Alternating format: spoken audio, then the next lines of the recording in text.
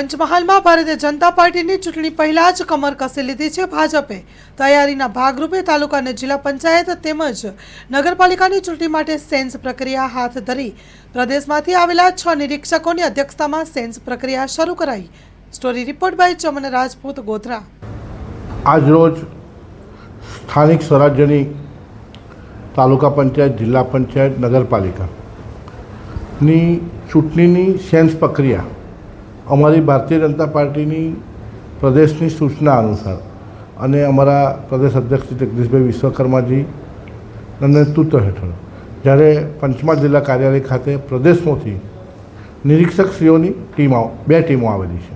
બે ઝોનની અંદર ટોટલ 9 મંડળમાં ચૂંટણી છે।